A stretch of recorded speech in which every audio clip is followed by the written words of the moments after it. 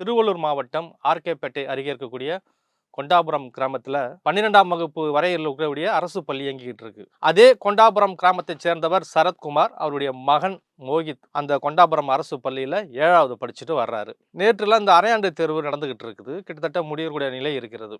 இந்த நிலையில் நேற்று தேர்வு எழுதிவிட்டு மதியம் உணவு அருந்துவதற்காக அங்கே பள்ளியில் கொடுத்த உணவை வாங்கி கொண்டு அந்த நடைபாதை அருகே இருக்கக்கூடிய சோற்று ஓரமாக உட்காந்து பையன் சாப்பிட்டுட்டு இருந்திருக்கான்.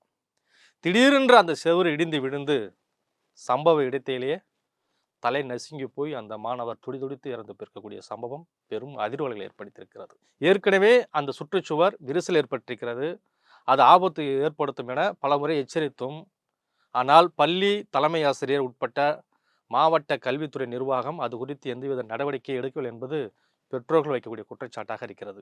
சமூக நீதி பேசுகிறோம், மற்ற மாநிலங்களை விட தமிழ்நாடு கல்வியில் சிறந்தது, கட்டமைப்பில் சிறந்தது, இங்கு அதிக பள்ளிக்கூடங்கள் இருக்கிறது, அதிக மாணவர்கள் கல்வி கற்கிறாங்க அப்படின்னு நாள்தோறும் விளம்பரப்படுத்திப்பாங்க.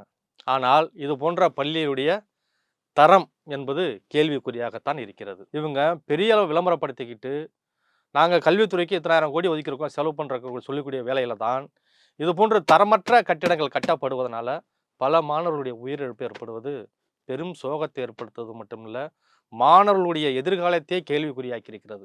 ஆனால் இது எல்லாமே பற்றி அமைச்சரோ அல்லது முதல்வரோ கவலைப்பட மாட்டாங்க. ஏன்னா அவங்களுக்கு வேற வேலை இருக்கும், பார்த்துட்டு போயிடுவாங்க. அமைச்சருக்கு என்னன்னா நாள்தோறும் விளம்பரம் தேடிக்கொள்வதே அவருடைய வேலையாக இருக்கிறது.